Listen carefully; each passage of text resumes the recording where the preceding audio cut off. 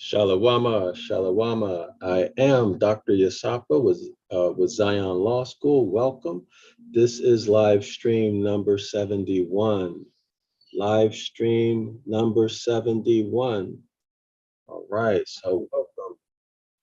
Welcome again to everyone who's been here with me from the beginning of these live stream series of Astrotheology. We are presenting this from the book, The Devil's Pulpit, not a discussion, not a talk about or talk around, but we're actually covering the entire book, word for word, sentence for sentence, paragraph for paragraph. So the way this goes is I'm Dr. Yasapa. I read the text. And by the way, if you don't have the PDF, the link for the PDF is in the description area of this video, The Devil's Pulpit by Reverend Robert Taylor. Download it, it's free, and then make sure you print it. You'll need well, you don't need it, but it's just better for you to follow along if you print it, okay? So again, the way this works is I read and I interpret. Reason why I'm interpreting is because this is a difficult read. These sermons, this book is a collection of sermons that were given in 1810, 2030, etc., compiled in book form in 1857. And so the English is different. It's a difficult read, so I am interpreting it for you. I'm giving you access to decades, that's plural, decades of formal education that I underwent successfully. Also access with no charge to you. This is a free live stream of actually hundreds of thousands of dollars, hundreds of thousands of US dollars that I've invested in myself for my formal education. I am giving both of these things to you for free. That's one big reason why you should come here. If you're wondering why should you stay here for this, right? What's so important about astrotheology? Why can't I read the book on my own? Well, I just gave you very, very good reasons. Open the book, start reading it. My guess is that 99% of the population cannot read and comprehend this book. Furthermore, probably only 90% can read past the first 75 to 100 pages before they put the book down. All right. But anyway, this is the most complete, the most thorough presentation on astrotheology coming out of the foremost book, the foremost authoritative book on the topic, which is The Devil's Pulpit. That's why you should be here.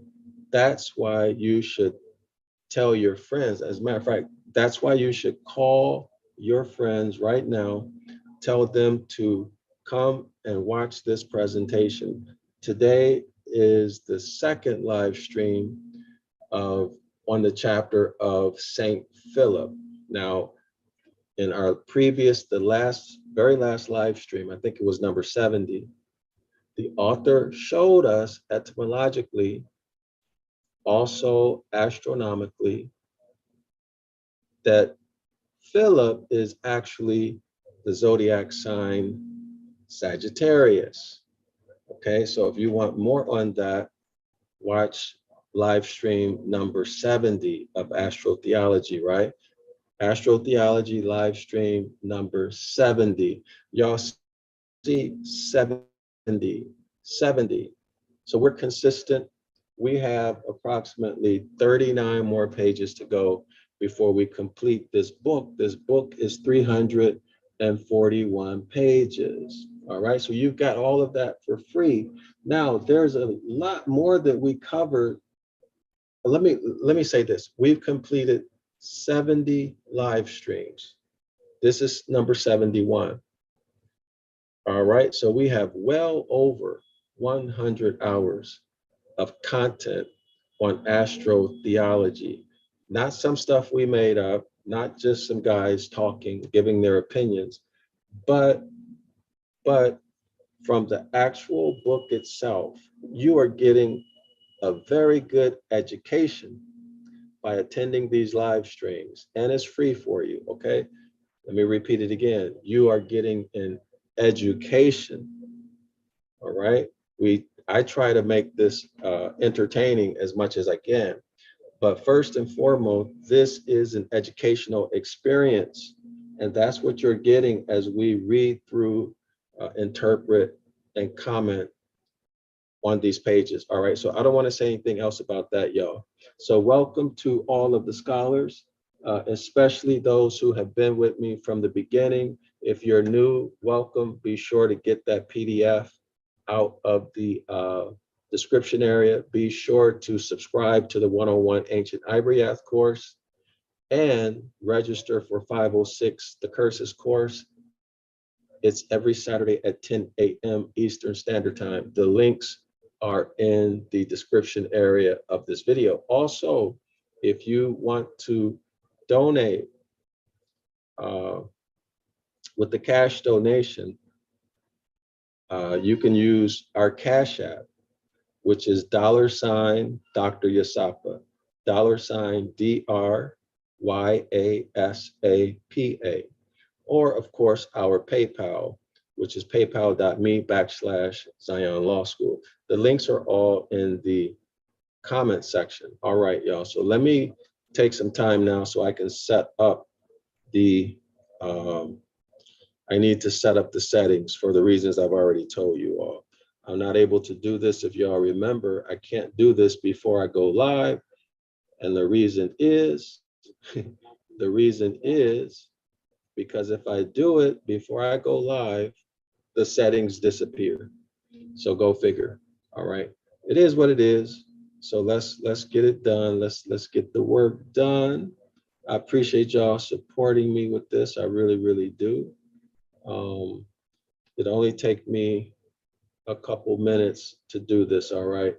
I will try to, I don't know if I can, but I'll try to give a summary of yesterday, of the last live stream rather, which was number 70. I'll try to, right? But usually I'm not so good doing two things at the same time. And now my computer is stalling. So I don't know what's happening, y'all. Let me see. Let me see if we still have a connection. I'll try to, right?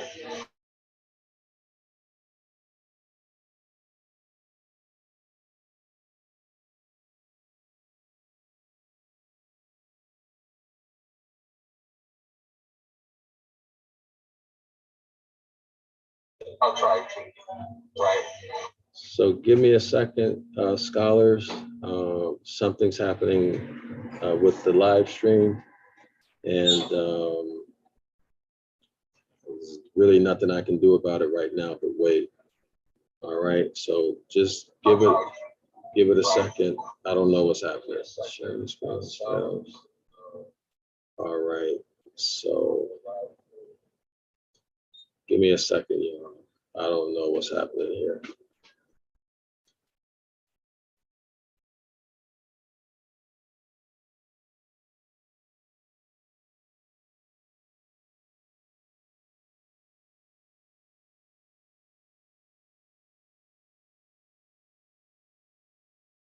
All right, y'all. So for whatever reason, my screen share, oh, here it is. It's back up and running now. Give me 1 second, all right? So give me a minute. Let me pull up the PDF, and I'll show the page while I do the settings, okay? So while I'm waiting for that to come up, this is the Streaming 101 Ancient Ibaryath course. I would like for everyone to subscribe to this streaming online course, okay? The reason I would like for you to subscribe to it is because it's going to teach you the Ancient Ibaryath language. All right. It is an intensive and comprehensive, very challenging and fun streaming course that you can do anywhere. All right. This is going to help you learn Ancient Ibaryath. This is what the so-called Hebrew scriptures were originally written in, y'all. It's right there. And this course is going to teach you everything about the pictographs, including cultural context, everything about, not all grammar, because that would be like a huge course, right? It's going to give you the basics on grammar and parts of speech, okay? And oh, you're going to learn how to do Ibaryath word studies. Again, what is an Ibaryath word study? An Ibaryath word study is where you look at each pictograph in the word and you do an analysis of its meaning, or of each pictograph's meaning. And then from that, you determine what that word means. And the meaning that you come up with is not a meaning that's in the lexicon. All right. This is hidden meaning. Okay. It's hidden meaning. So when you take this course, the one-on-one streaming Ibaryath course, Ancient Ibaryath course, you're going to learn how to unlock hidden meaning in the scriptures so that you can get an understanding that you could never get inside of a camp or a church or a book, right? So you're gonna learn those skills, and I'm gonna show you some absolutely incredible and amazing Ibaryath word studies, literally amazing, okay? And there's so much more. So while I'm talking to you all, while I'm getting the PDF together, okay? I'm going to show the PDF once I get it up and ready, and then I got to make the settings, right? So again, I can't do this until I go live with this particular platform. All right. So we are going to begin on, I think we're on page 300. Yeah, wow, we covered a lot, y'all. We're on page 300 and let's see, we're on page 308. Wow, so we have only 30, 32, 33 pages to go. And then we'll be into another book. Well, no, we're gonna do some discussion after we complete this. At least I hope to. We can do some discussion, all right?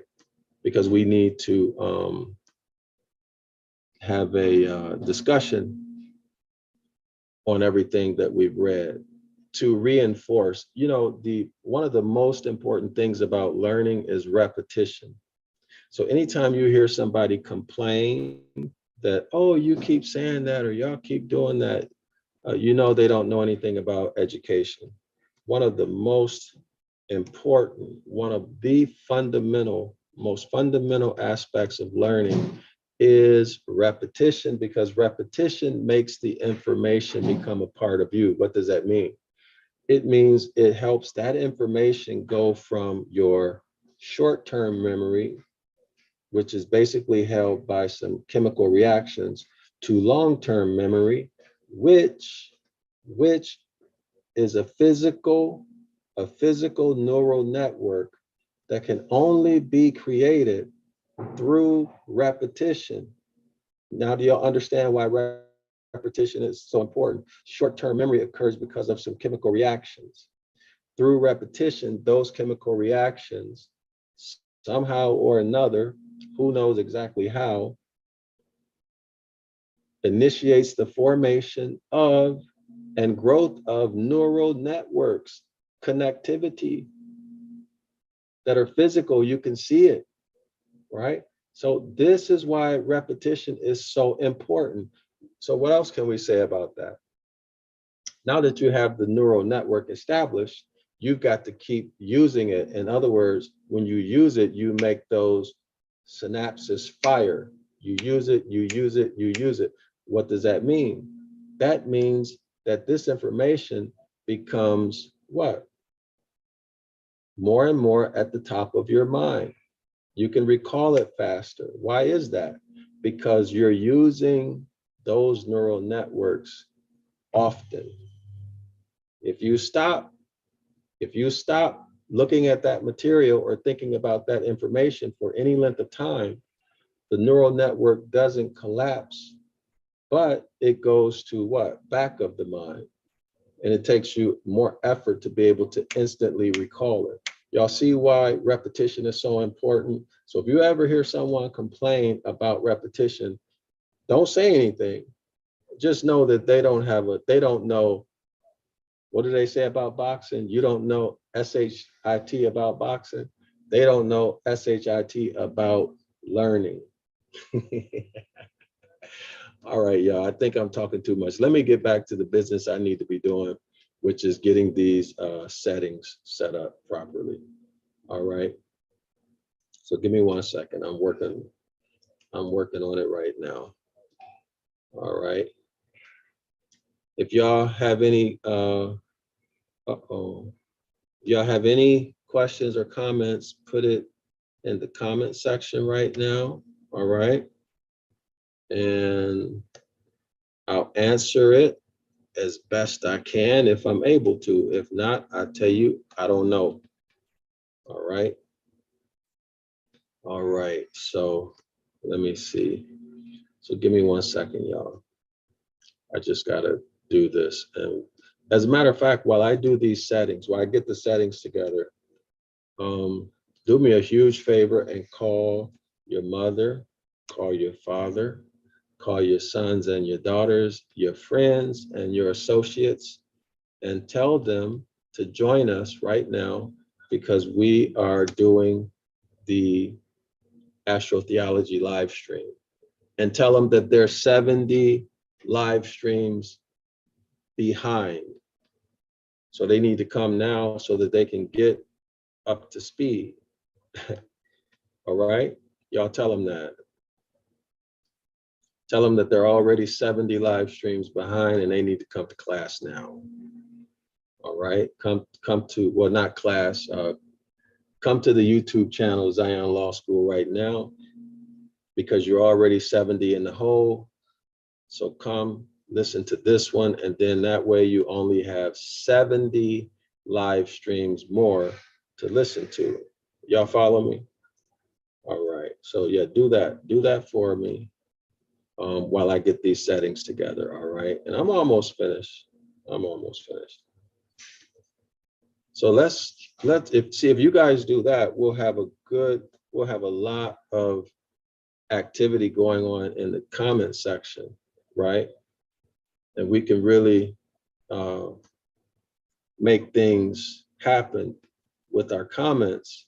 And the comments are so important because when people come into this live stream or in the future, right, they will be able to do what? They'll be able to look at, hold on. They'll be able to look at the questions and comments and get their questions and comments answered that they had in mind. And then you'll be using, if you're going to be generous and not be stingy with your knowledge and experience, which I hope you'll share your knowledge and experience in the comments section. And also just remember too, if you don't ask a question, somebody else might have that same question in their mind, but they're too shy to ask. You see what I mean? So if you ask the question and they come across your question and somebody answers the question, okay, we got some good people in our comment section. Let's say somebody answers the question, or even if it's me who answers the question, see how that helps people, right? See how that'll help somebody else. So don't be stingy, all right, with your knowledge, with your experience, with your questions. Don't be shy. But if you're shy, I understand that, all right? But just think about it. Help people, all right? Help people. And people may resonate with you more than they resonate with me. you know? So just keep those things in mind. We need to help each other as far as that is concerned. All right. All right. So let me see. Almost there, y'all. Almost there. Almost there. Almost there. And then we'll get into it. Okay. All right. So let's see. I think we are all. Are we there? No, not yet. Okay. Give me a minute. I'm doing the final part of it, y'all. All right, so don't worry. I'm doing the final parts of it. Almost ready. Just got a few more of these to go, and we will be done. We'll be able to start the live stream. All right. So, okay. Let's see.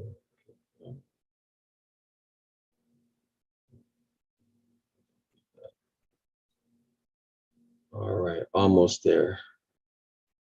So, oh, by the way, like and share the video, y'all. Like and share the video. Man, this can, okay, so I think we are we there?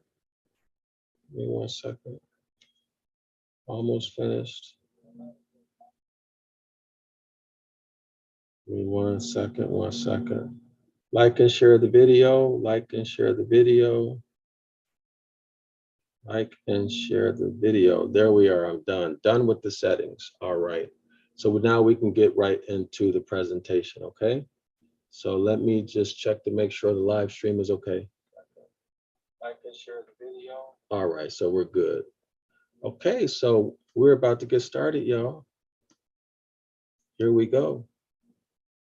Okay. We're going to begin today's live stream presentation where we left off in live stream number 70. So we are on page 308. Page 308. Remember, y'all, call your friends. Tell them to come here now because we're starting. We're going to start at the highlight here. All right, we're going to start at the highlight on the page. All right, so let's begin. Let us begin. Okay. Tell they us that the 4 Gospels are enough. So now that we see this, that the 4 Gospels are enough, tell they us that the 4 Gospels are enough. Okay, so the author, we know how he writes, right? We know his way of writing and a little bit about how his brain works. So what should we be thinking right now? They tell us that the 4 Gospels are enough. We know that this author is very sarcastic. So we can suspect or expect that he's going to say that there are more Gospels or there's something else in addition to. But anyway, let's go ahead and keep reading. Tell they us that the 4 Gospels are enough. Your religious leaders are telling you Matthew, Mark, Luke, and John, that's enough. That's all you need. That's all there is. And that we ought to be satisfied with the prophecies of their Isaiahs, Jeremiah, Zechariahs, Zephaniahs, and Jeberechiahs. Okay, I think he's being sarcastic with the Jeberechiahs. They lie against the testimony of their own book. Notice that, y'all. Notice that. And by the way, what we just read was a question. And that we ought to be satisfied with the books of the prophets. That's a question, right? So are you satisfied? Are we supposed to be satisfied with the 4 Gospels and the books of the prophets? Okay, Jeremiah, Zechariah, Zephaniah, etc. They lie. Now notice these books, or maybe he's talking about the prophets, they lie against the testimony of their own book. So he's talking about the prophets. At least that's the way it looks to me right now. They, that is the prophets, lie against the testimony of their own books. And so telling us, quote, for thus saith the capital Lord, capital God, the prophets prophesy falsely. The prophets prophesy falsely, and the priests bear rule by their means, end quote. So in other words, the priests are kept in power because the prophets are lying. So in other words, the prophets are helping the priest. I'm sorry, the prophets are helping the kings, and the kings obviously would be helping the prophets. Okay, so let me take a look at this again. All right, so the prophets prophesy falsely, and the priest, I'm sorry, not the kings, but the priest bear rule by the prophets' means. All right, everybody got that clear? So it's a lot of lying and back scratching going on. All right, and according to the point of the paragraph is that the prophets are contradicting their own books. All right, and if it hadn't been to support the craft of the priest, craft would be what? Craft would be the profession. These are professional priests. That's how they make their living. And if it hadn't been to support the craft, the profession of the priests, we should never have been cursed by their prophets or their evangelists either. So the author is telling us that they got these professional organizations of priests, right, who put these prophets in place to support their profession, i.e. their lifestyle. Y'all got it? I'll read it again. And if it hadn't been to support, and if it had not been to support the craft or the profession of the priest, we should never have been cursed by their prophets. So the author, this is very interesting. The author is looking at the prophets as a negative thing. The author is looking at the prophets, Isaiah, Jeremiah, Zechariah, etc., as a curse, okay, or evangelist. So now we know the evangelist would be in Christianity. All right. So if not to support the profession, the craft, the profession, the lifestyle, the craft of the priest, you never have prophets. Now, this is according to the author, not according to me. I'm only interpreting what the author is writing. So let's continue to our next paragraph.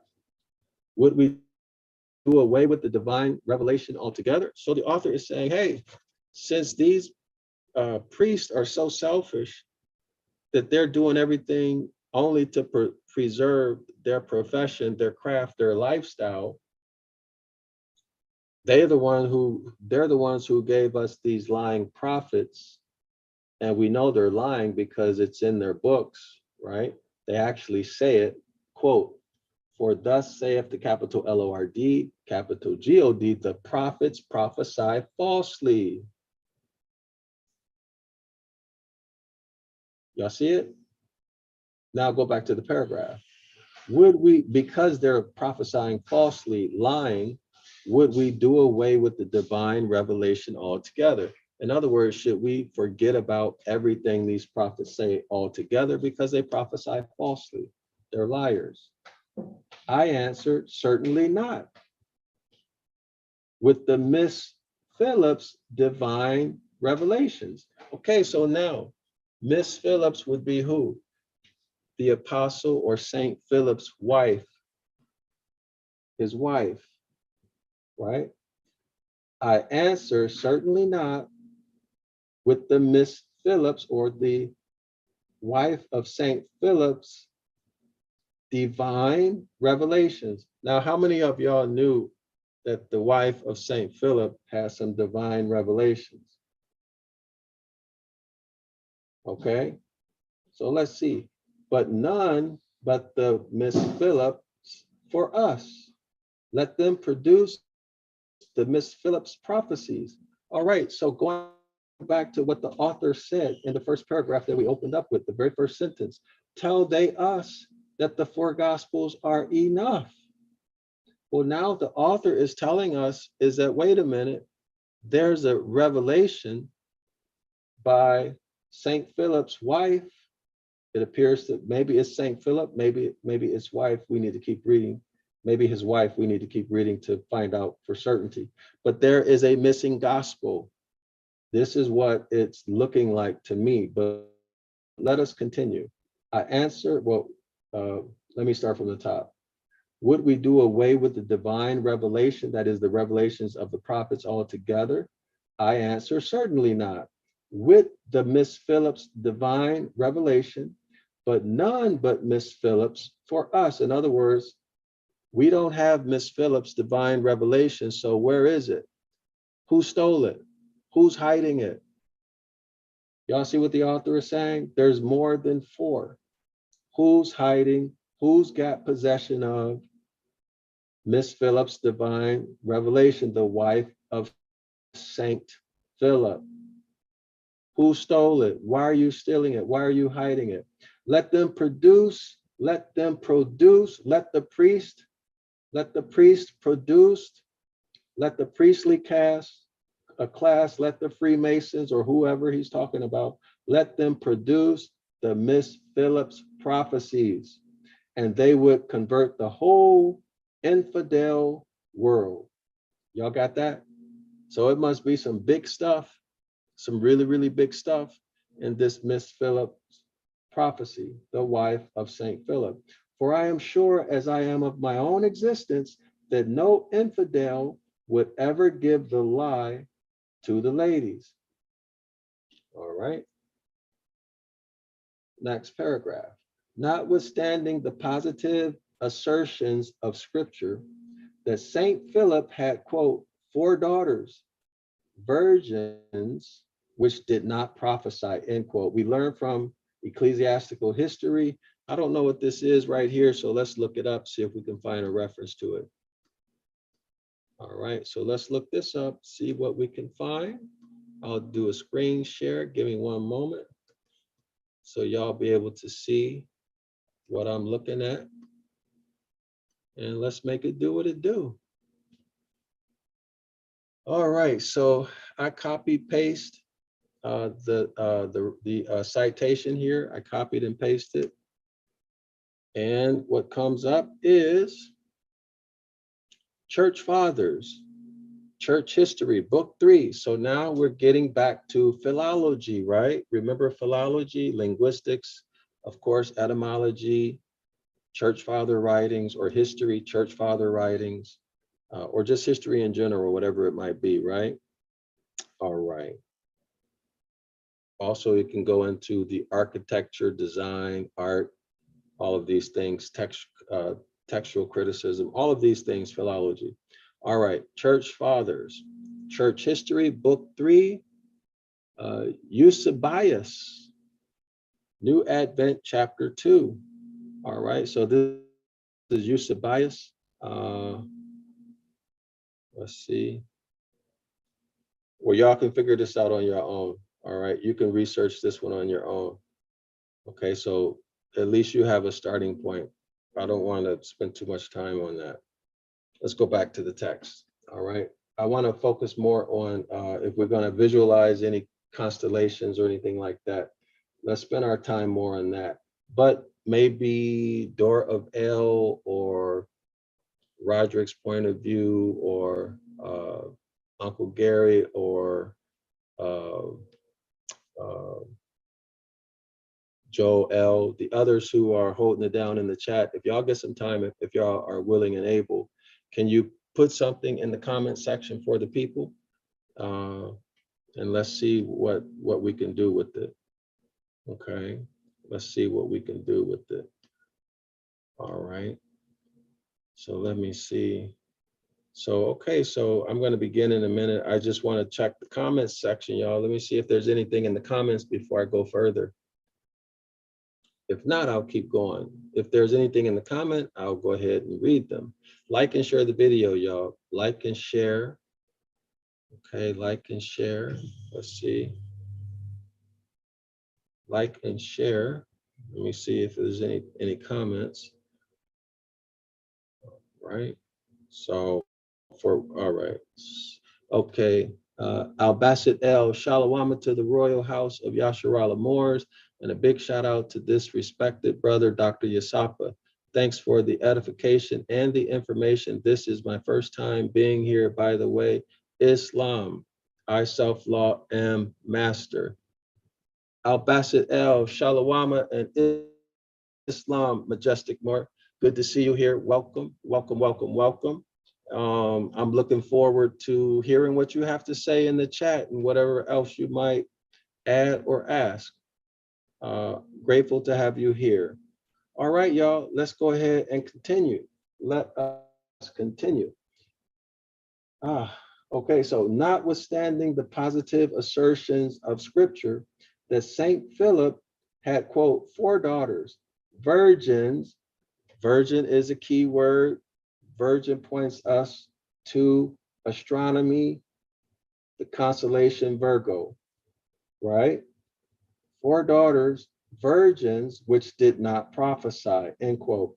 We learned from the ecclesiastical history, we looked up that citation right there, which never contradicts scripture. Note that.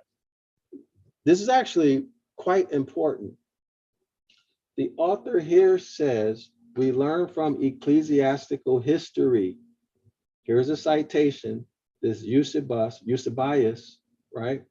Which never, not sometimes, never contradicts scripture. What does that tell you? What does that tell us, rather? If you want to know something, go get your hands on this Eusebius work, whatever it is. According to the author, ecclesiastical history never contradicts scripture. Y'all got that? Never contradicts scripture. Now, does that mean what he's saying is true just because he said it? No, but it's worth checking to find out that he had both 3 daughters, 2 whereof Eusebius says persevered in their virginity. Again, reference, is this a reference to Virgo, the constellation Virgo? We shall see. But the other was not so persevering in her virginity, right? The 2 old maids, he says, died at Hierapolis. That is, or that never to be forgotten, Hierapolis, or Holy City, and Heliopolis, the city of the sun sun. So these are the same cities in which all these virgins and prophetesses, now he's taught, and evangelists and saints and martyrs come by their saintships and martyrdoms and crucifixions and executions. Hold on, y'all, I need to fix my page. Let me pull this back up so y'all can see. So now he's talking about the gospel story as told in Christianity right now, or what he calls the fairy tale gospel.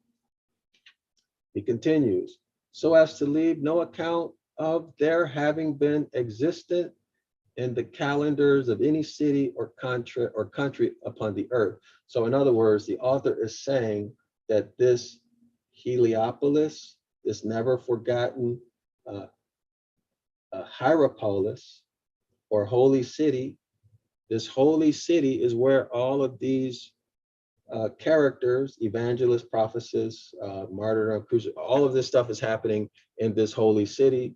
And isn't that a coincidence that it's all, these people are all dying, being crucified in the same holy city? Isn't it coincidence that you can't find any record of these cities or countries upon the earth? That's the author's point. How convenient. How convenient. Let us continue to see exactly what the author is talking about. The other Miss Phillip, okay, all right. The other Miss Phillip, as we learn from the same Eusebius, quote, lived a very spiritual life and died at Ephesus. Ephesus, what is this? I can't, oh, can y'all read that? I'm right here. I'm having a hard time understanding. So y'all see that word right there? What is that? Let me see.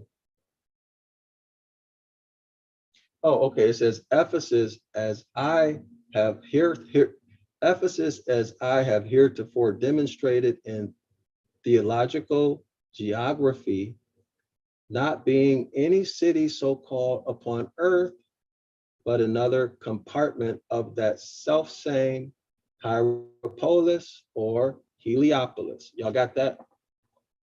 Y'all got that? The author has said previously that Ephesus never existed as a city on earth, never existed as a city on earth, but it is what? The Heliopolis or the Hierapolis of that holy apostle, Saint Philip. All that we learn from our prayer book is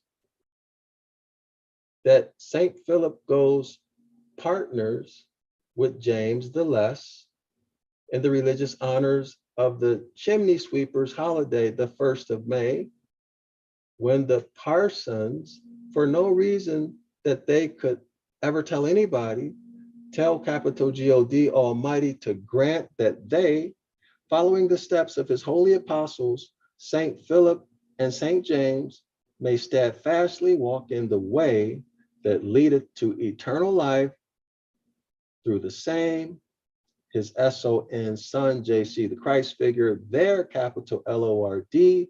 And here we see that word which Hebrew Israelites and Christians deny is a deity, but according to the author, AMMON is a deity.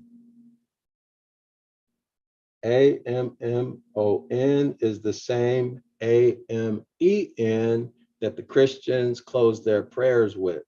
It is a deity according to the author, of which all mystical language, the whole meaning is couched in that last word. Notice that in that last word, AMMON. I'm going to read it again. Of all which mystical language, so we're talking about all mystical language, the whole meaning, dealing with mystical languages, the whole meaning is couched in that last word, which is AMMON, and may be found out by the spelling, quote, AMMON with a capital G to it. So now let's Google search that and see what he's talking about. All right.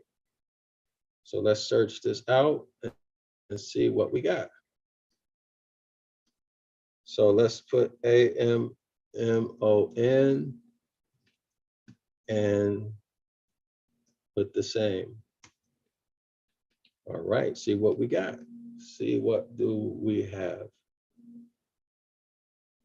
Y'all make sure y'all like and share the video, okay? Like and share the video.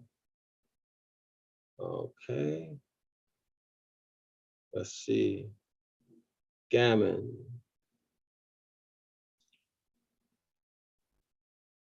Poor white Americans trash.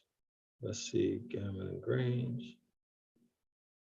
All right, so I'm not seeing anything interesting right now. I don't see anything interesting. So let me change the search term. All right, so let's put deity. Or let's put, let's put deity. Let's see what we get. Okay, so when we put, wait a minute, my bad, y'all, hold on. I had it spelled wrong. Let's see what this is. Well, okay, here we are. Let's see what this is. Capital God, blessed mother. The sports historian at the very. Okay, so that's not it. Okay, theological society. All right, so we have to be dealing with the deity, right? So why isn't it showing up? All right, if there's a theological school named Gammon, then we know that it should be a deity, right? Or is it some religious person? Let's see. I know, let's do etymology. Let's see what we get. All right, if anybody has any idea what this is, please put it in the comment section for us. Let me check to see if anybody put okay. Darrell-El writes, Shalom, brother, Dr. Dryasapa, pardon the interjection. Quick question, are you familiar with a book? It's called The Secrets of the Secrets by Manly P. Hall. That's some similarities with the Devil Pulpit. Actually, I'm not familiar with it. If you have the PDF, can you put it in the comment section or email it to me? Could you do that for me, please? Al-Basit-El continues. And also another thing, some of you in the chat are familiar with the Metaphysical Bible Dictionary that's also available in PDF version. You can download it online. Thanks and keep it up. Islam. Excellent, Al-Basit-El. Appreciate that very, very much. Very much. So let's see what we get in the etymology dictionary. Okay, so gammon meaning, quote, ham or hunch of a swine, especially when smoked and cured, early 15th century. Let's see what else we have.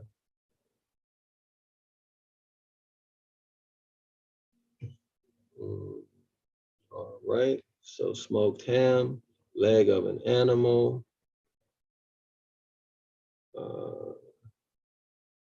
smoked and cured ham. All right, y'all, so I don't see where the author is getting his info from. Let's do one more search. Let's try one more thing.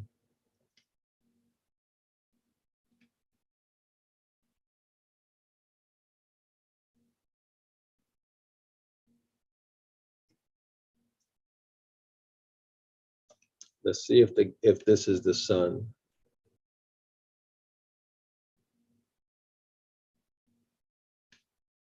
No. We'll come back to it, y'all. All right, we'll come back to it. Maybe the author is going to give us more information as we continue through it. Okay. Maybe he will give us more info about this as we continue, and we can find it when we get more info. All right. So we stopped. We're here. Okay, we're somewhere in here. All right. So let's continue. Let me get my book. All right. So this is page 309.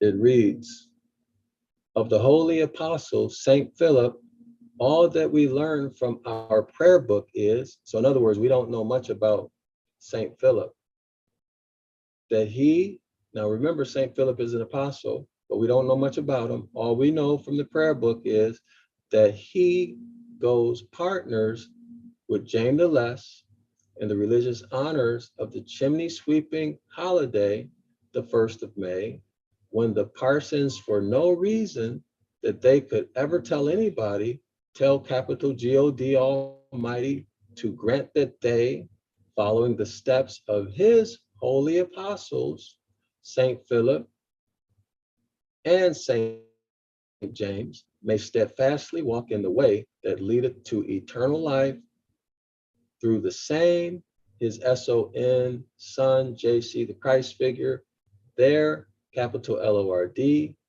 and we see the deity whose name is spelled A-M-M-O-N, of which all mystical language, the whole meaning is couched in that word, in that last word, A-M-M-O-N, and may be found out by spelling A-M-M-O-N with the capital G to it. So that was the gammon, right?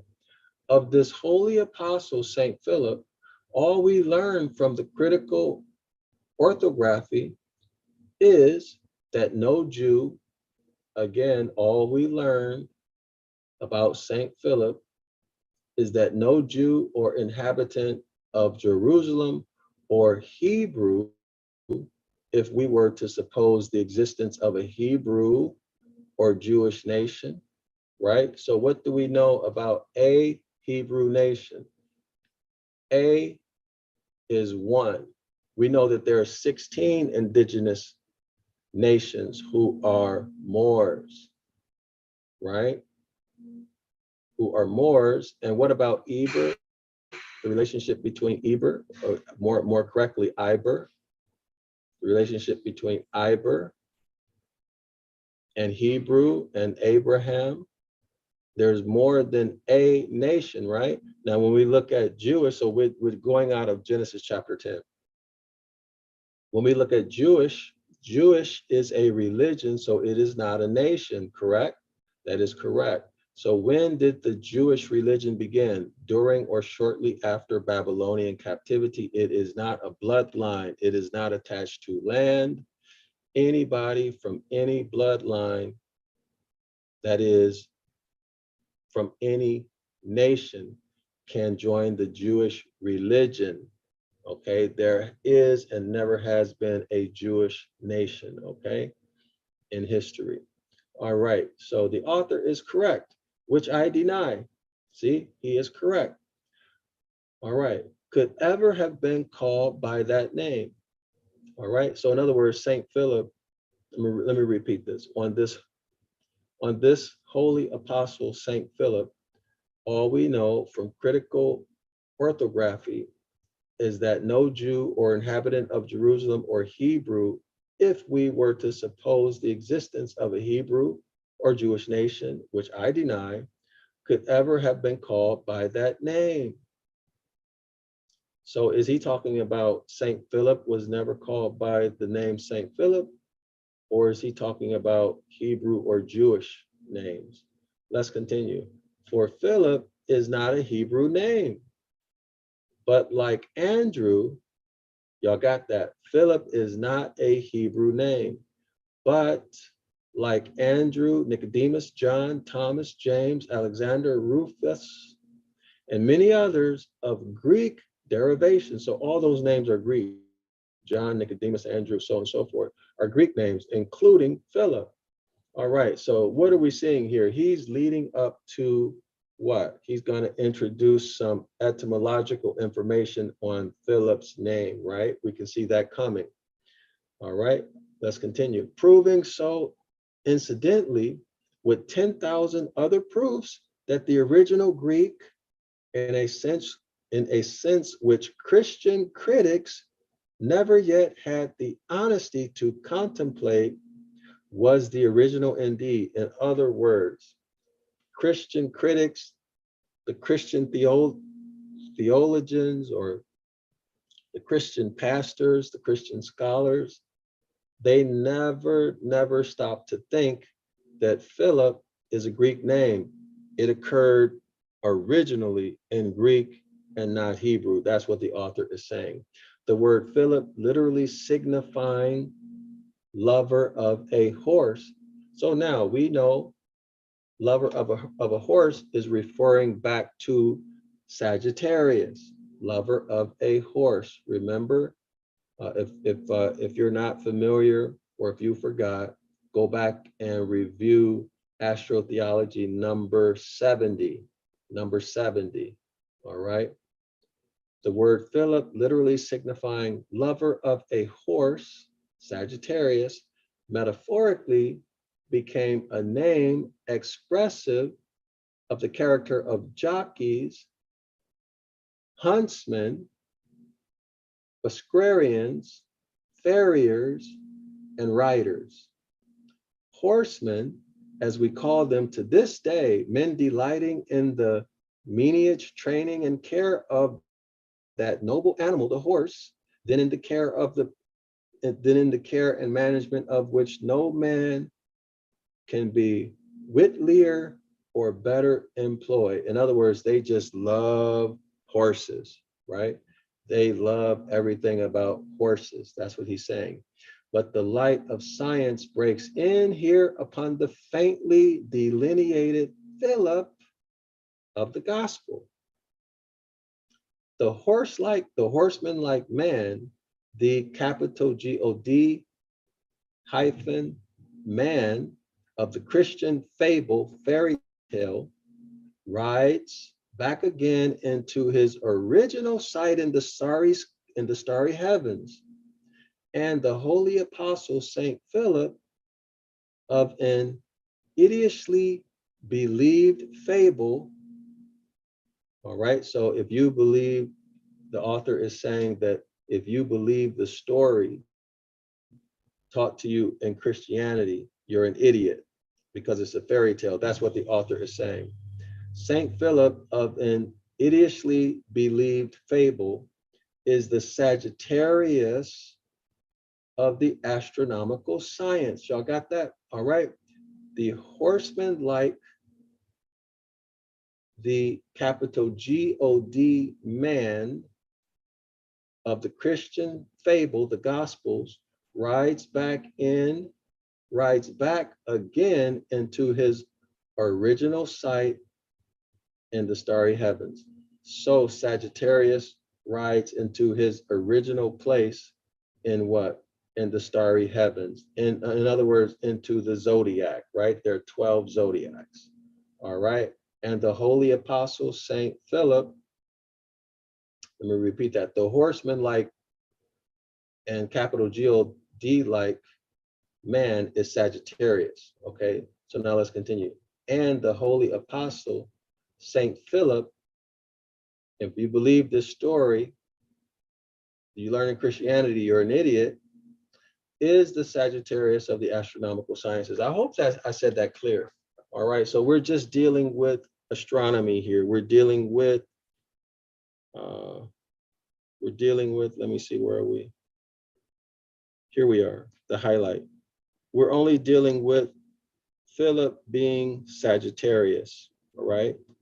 And the horseman-like creature is Sagittarius too. That's all he's saying. Go back to Astrotheology number 70 to get more info on that, because we went through it in detail in that. We went through the etymological meanings and how we derived at this half horse, half man creature, Sagittarius. All right, and everything about Sagittarius as it pertains to Saint Philip. All right, now remember, Philip means lover of horses, right?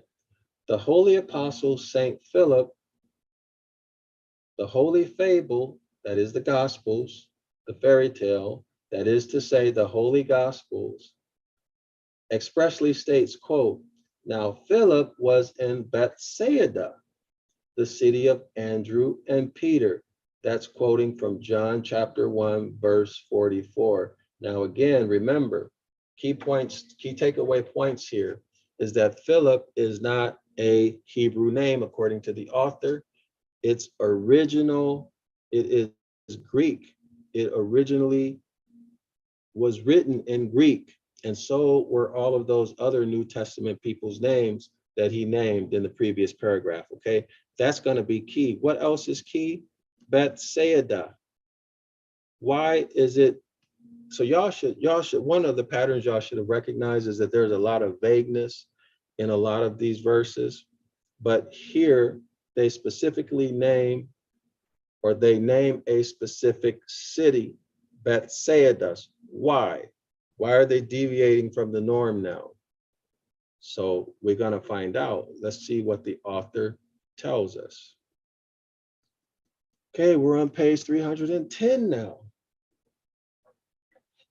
So here we are, page 310. We're going to start from the top. All right, so here we go. Here we go, y'all. We have already settled our reckonings with Andrew and Peter, James, John, Thomas, and Judas. That's right, we covered them in previous chapters. That's what he's saying. We discussed these people in previous chapters. Go back and listen to those Astrotheology live streams to get that content, all right? We have already ascertained and demonstrated, all right? In other words, he didn't just talk, he demonstrated. How did he demonstrate? He demonstrated using etymology, church father writings, archaeology, architecture, the architecture of those grand megalithic Moorish temples that have been converted into cathedrals. He also showed us through art. He also showed us through mythology, mythological stories as they related, and all kinds of things. So y'all go back and check that out. We have already ascertained and demonstrated, as I just said, even with the accuracy of mathematical demonstration. Remember, the author talked about working a problem out algebraically and going back geometrically. All right. The precise astronomical positions of Saint Peter, the keeper of heaven's gate. Y'all remember that? Go back and review it if you forgot. At the gate going into the heavenly city, and his brother Andrew, the keeper of the gate, at the going out of the heavenly city. So in other words, Peter had the keys to enter the gate of the heavenly city, and Andrew had the keys, or was the keeper of the exit gate to get out. What other then could that city of Peter and Andrew be than the city which lay between the stations Peter and Andrew? Y'all got that? Peter's at the entrance gate, Andrew's at the exit gate. So therefore, the city is the city that those gates are connected to. That is, as every city must lie between the gate that leads into it and the gate that leads out of it. Easy enough. That city of Andrew and Peter was also the city of Philip. Yeah, we just read that, right? And also is called Bethsaida. There we have it. All right, one and the same. Bethsaida is the same city. Let's continue. But what light reflects the meaning of the word Bethsaida as constituting an exegesis or further definition of the city of Andrew and Peter? In other words, why was Bethsaida specifically mentioned? That's what he's saying there. Or if Philip were a man at all, remember the author is saying that the Gospels are a fairy tale. Or if Philip were a man at all, instead of a make-believe character, what the better or worse man should he be for being of Bethsaida? So the author is saying, again, he's emphasizing, why did they tell you about Bethsaida? Or of what such consequence could it be that we should know that Philip was of Bethsaida? That it should be worthy of divine revelation, divinely to reveal, and to inspire a particular parenthesis, stopping the general tenor of the business of divine revelation to give us, as it were, a rap on our knuckles, a sort of mind ye sirs, now what you're about. Remember, Philip was of Bethsaida. All right, so the author said all of that only to say, why is Bethsaida so important that they should tell you? That's all he said with all of that. That's all he's saying. That's his point. Why did they tell you? Why did they point that out? Why? So, okay, so clearly he's going to tell us, right? Clearly. He didn't go through all of that to not tell us. So now let's see if we agree with whatever the author is going to claim or propose, all right? So let's continue.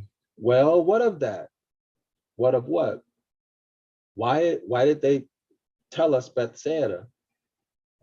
There is much of that as amounts to another, added to 100,000 concurrent demonstrations that in every text, in every parenthesis, in every phrase of your gospels, there is proof inherent that they are not true and never were intended to pass for truth or for anything more than what they are. This is the gospels he's talking about. That's the gospels. That is, the gospels are a veil thrown over astronomical science.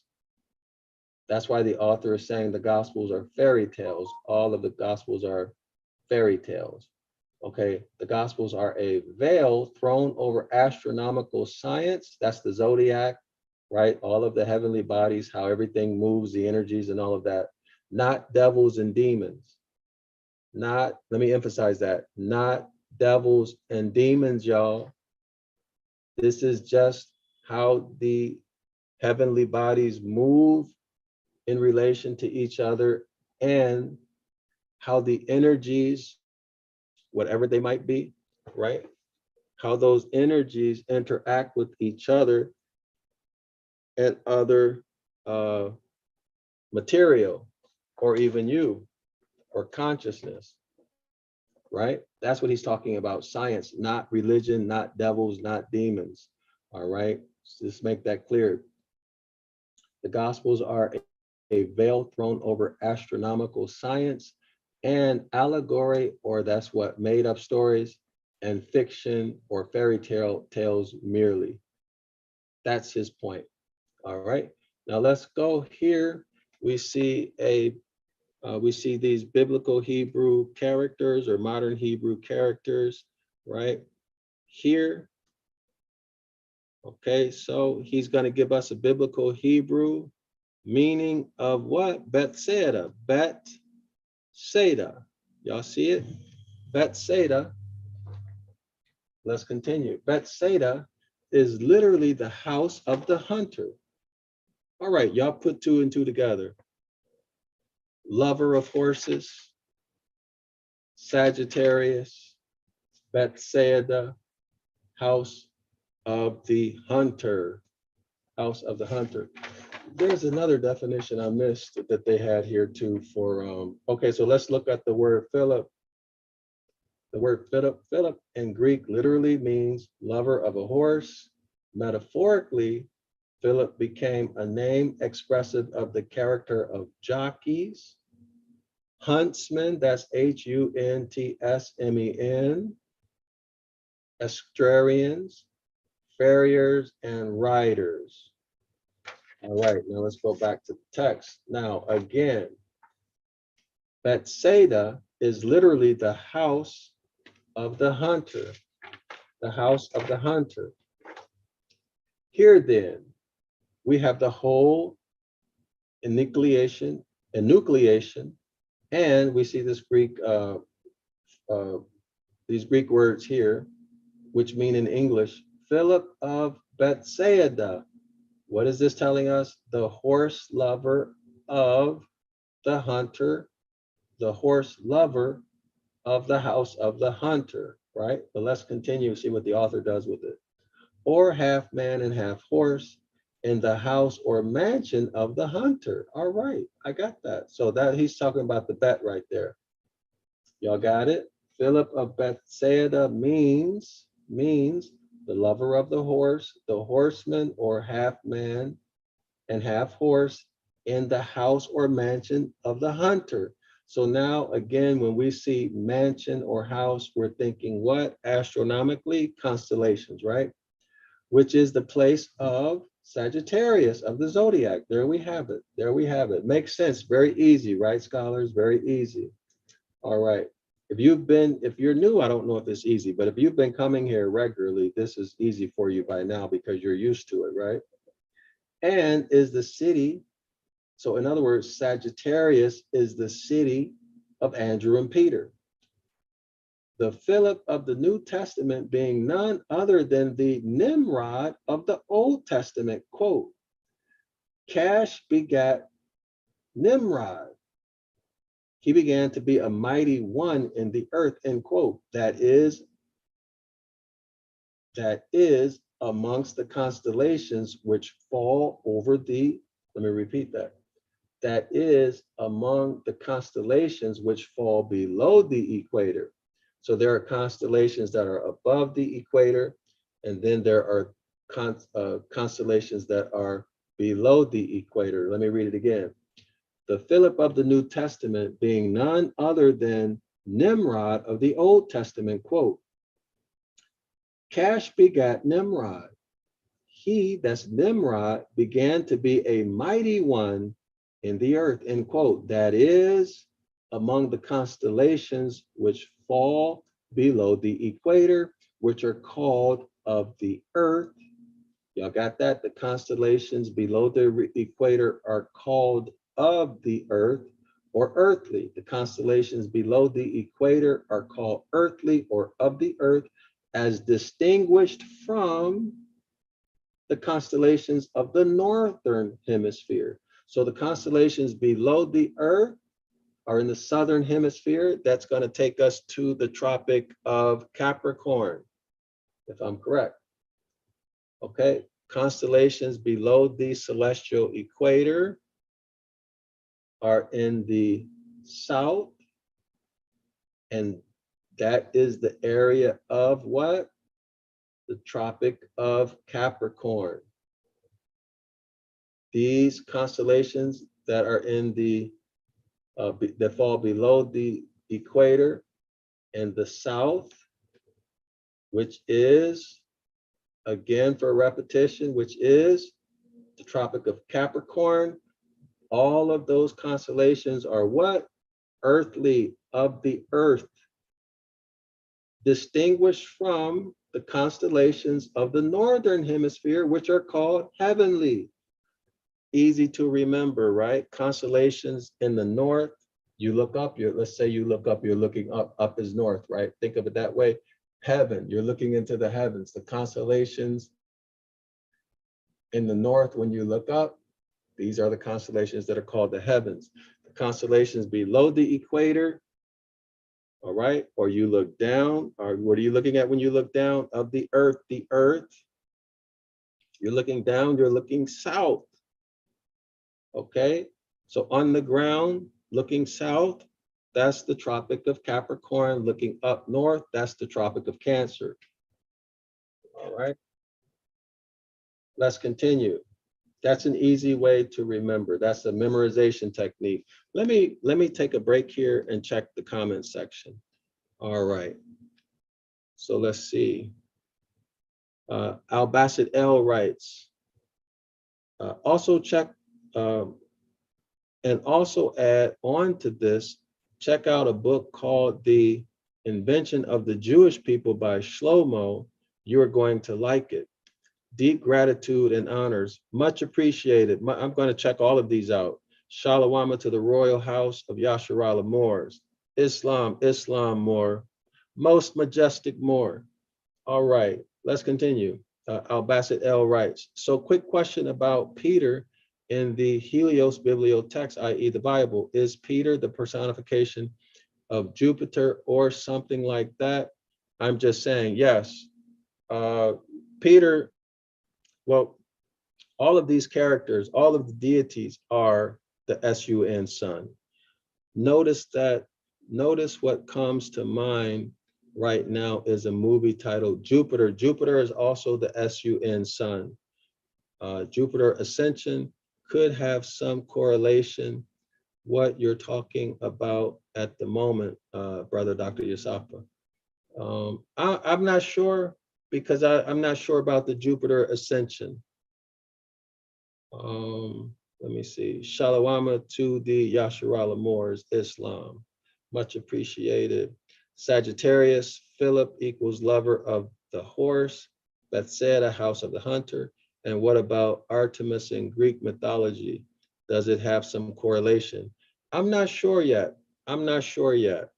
But we'll see. We'll see as we continue reading. We will see as we continue reading. Let me see if I can find some reference for you. Give me 1 second. 1 second, please. Okay, so I'll be with you in one moment. What page is that? Be with you in one moment. All right. Okay, so let's see. I'm checking for a reference for you.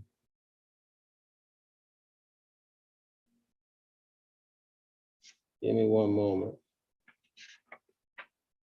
Yeah, go back and check page 145, and that's the chapter on Peter.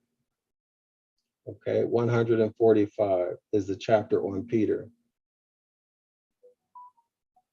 145, page 145 is a chapter on Peter.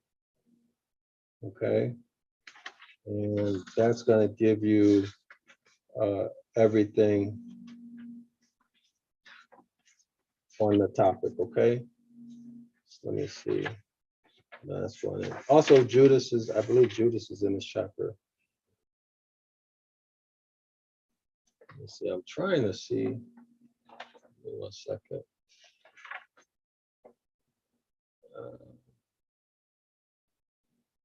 All right, yeah. So page 145. Let's go back to the text, y'all. Let's go back to the text. What page? I'm kind of lost now. Oh, okay, yeah, I see where I'm at. All right, I found my place. We are, okay, we are here. We're here at the highlight scholars at the bottom of the page.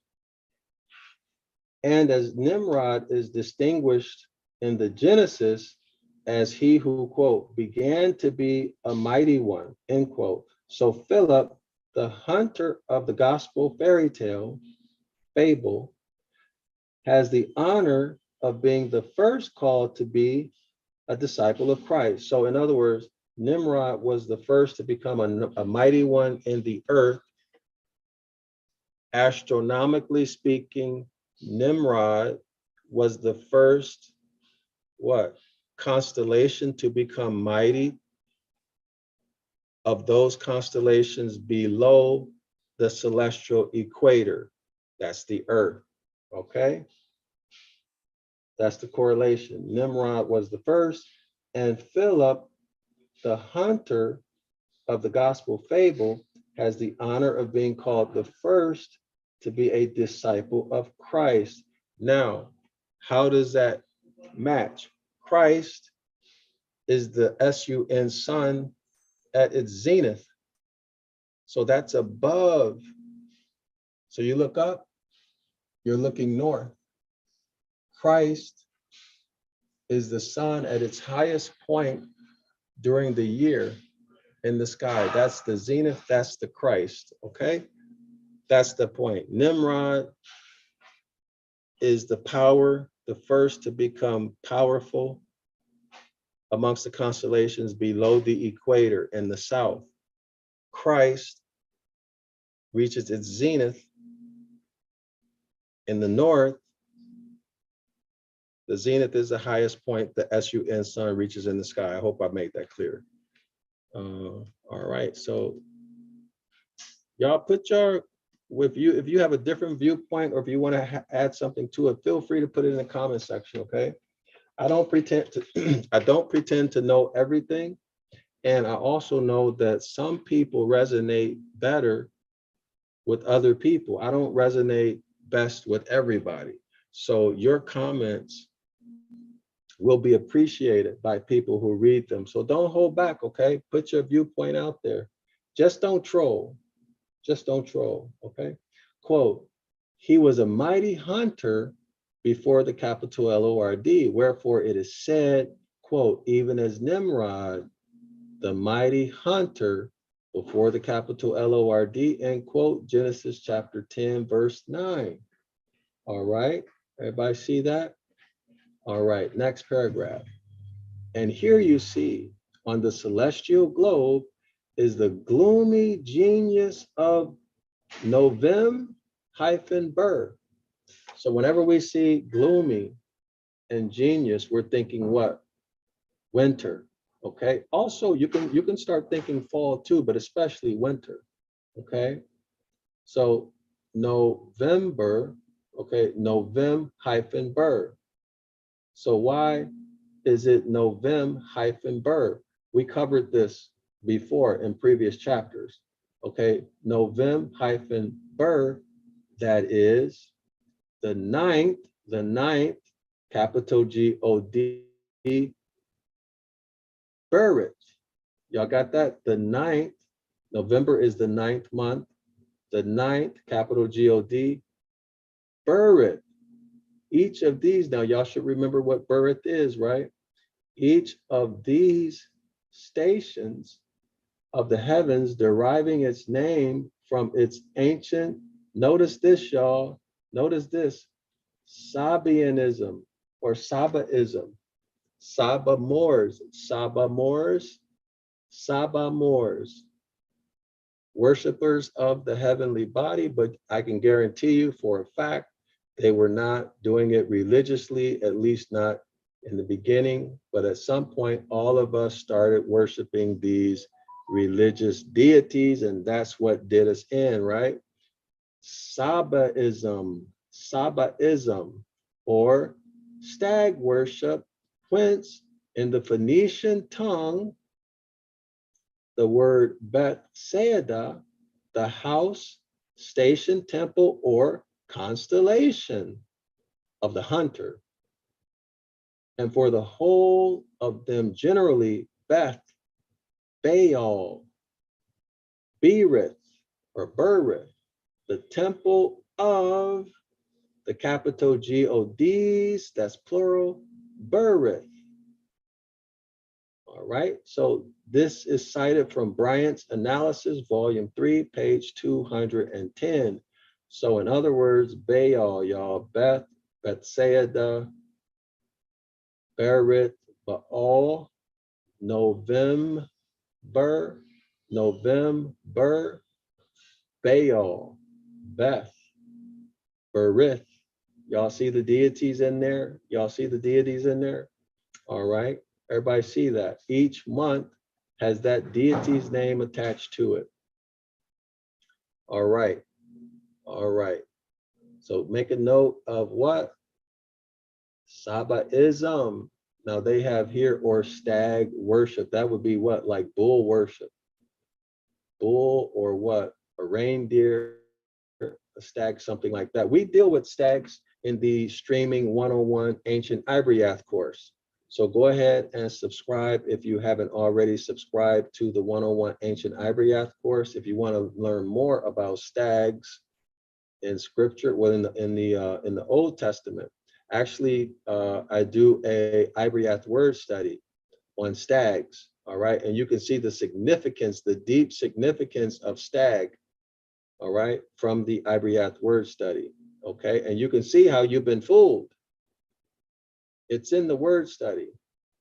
All right, the link to the streaming 101 Ancient Ibaryath course is in the description area of this video. Thank you for your support to all of those who have already subscribed. And this course, to those of you who are thinking about subscribing, is going to really knock your socks off. It's going to open your eyes. It's going to really open your eyes. All right, let's continue.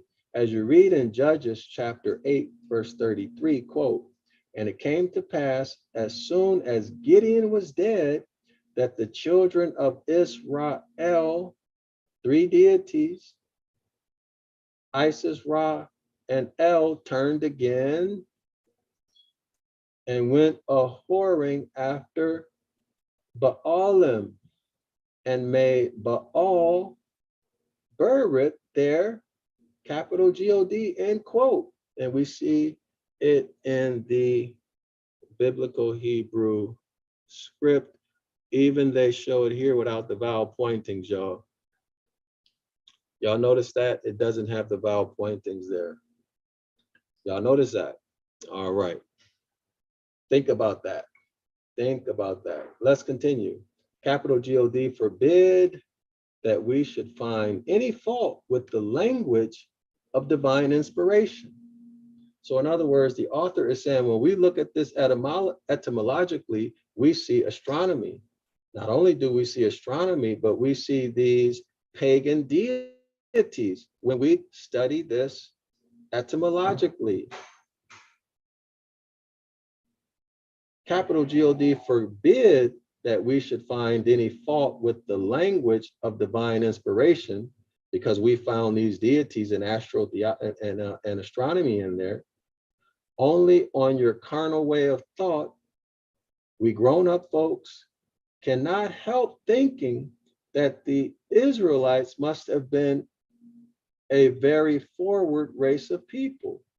When the children, notice that's in italics, when the children of Israel went a whoring. So he's being sarcastic right now, right? Condescending. The name of the capital G-O-Ds, Berith, and the singular number is Ber, B-E-R, is still retained in conjunction with the Latin words septem, octo, novem, decem, in our septem, Ber, octo, Ber, novem, Ber, decem, Ber. Let's do it again. Septem Baal, Octo Baal, Novem Baal, Decem Baal, Septem Baal, Octo Baal, Novem Baal, Decem Baal. We now, I think, begin to keen in what sense of November, Baal, or ninth, capital G-O-D, Berith, this Philip or horseman in Bethsaida, the house or station of the hunter, gets his name in common with the others of the evangelist. All right, so the author is saying that the other evangelists, these gospel characters, got their names from the same place. Acts chapter 21, verse 8, quote, the house of Philip, the evangelist. All right, so he's saying if Philip was an evangelist, then if he got his name from these sources we just went through, so did the rest of the evangelists. Okay, and evangelist meaning a, quote, preacher of the gospel. So that would include all your apostles, right? And those who helped them, like Timothy, so on and so forth. And to preach the gospel, meaning to do what no man on earth ever did or could do, what none but the 12 apostles, that is, the 12 signs of the zodiac and the sun, sun, as shining in and through those signs could do. In other words, the sun, sun, entering each of the 12 zodiac signs and shining inside of each of those zodiacs as it enters and exits each one annually, yearly. All right, that's what the author is saying. All right, let me go back to my place. Where am I? Okay,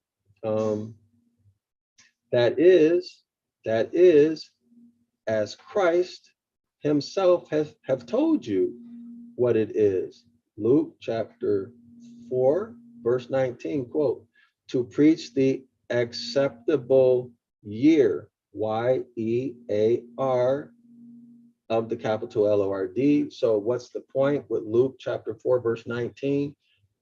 Year, the annual progression of the sun entering into each of the 12 zodiacs on an annual or yearly basis. That is to indicate time. That is, the sun enters into each zodiac constellation to indicate time and to regulate and point out the beginnings and ends of the months and seasons of the year. Has nothing to do with religion, y'all. Has nothing to do with devils and demons and scary movies. All right. All right. Now let's continue.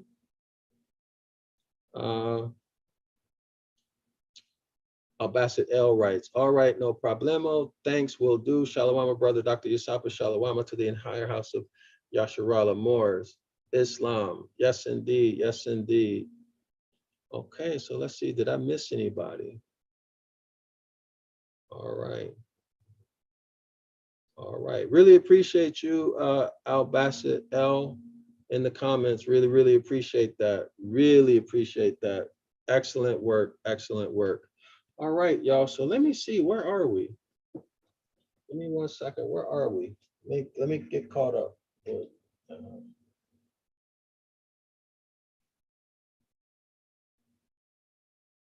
Okay, so here we are. I need to move the page up. So I hope y'all are enjoying this. I hope y'all are understanding what's happening here. The author is simply saying that using etymology, we see astronomical insight, which is that Philip is Sagittarius, right? Philip is Sagittarius, and all of these evangelists, preachers of the Gospels, their names originate in Greek, not Hebrew. All right, that's what he's saying. And let's pick it up. The house of Philip, the evangelist, an evangelist meaning a preacher of the gospel, and to preach the gospel meaning to do what no man on earth ever did or could do, what none but the 12 apostles, that is the 12 signs of the zodiac. The 12 apostles are the 12 signs of the zodiac, and the sun as shining inside of each zodiac and through each zodiac sign, okay, could do. That's the 12 zodiacs could do. That is, as Christ himself have told you what it is. Luke chapter 4, verse 19, quote, to preach the acceptable year of the capital L-O-R-D, that is, or which means to indicate time.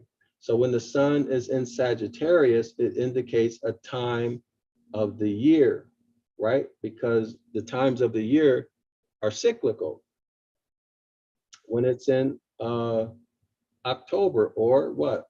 The scales of Libra, the scales of justice, it is to indicate time, to regulate and point out the beginnings and ends of the months and seasons of the year. Now, the author brought us to our attention that the climactic point, the whole point of everything that happens during a year is for this, the harvest that occurs in autumn, the autumn equinox. That is the climactic point. Everything, every season, everything happens on earth seasonally to achieve a bountiful harvest. Okay, so that is why the sun entering into each constellation does what? It allows you to know what time or cycle of the year you're in, so you can know what you need to do in order to what? Have a good harvest, right? You reap what you sow. You reap what you sow. You don't do any work, you don't sow any seed, you're not going to have anything to eat. at harvest time, and you might die during the winter, right? Or you might find yourself out stealing just to survive. So it is for times and seasons, all right, not devils and demons. These then are the only preachers of the Gospels. The only preachers of the Gospels then what are the zodiac signs, the natural lights of the world, whose houses or celestial mansions are in that, quote, city set upon a hill, which cannot be hid. Y'all see that? City set upon the hill. You look up into the sky, hold your head up, you see all of these stars. If you're if you ever rode in an airplane, and let's say you're descending for the land and it's at night, what do you see? All of these lights everywhere. Oh, the city is lit up, all of these lights. When you look up into the sky, the whole sky is lit up. City above. Y'all got it? City set upon a hill, which cannot be hid. You cannot hide the stars in the sky, right? Where they are set for signs. You look up in the sky and you see Sagittarius. You know what time of the year it is. You look up in the sky and you see the goat.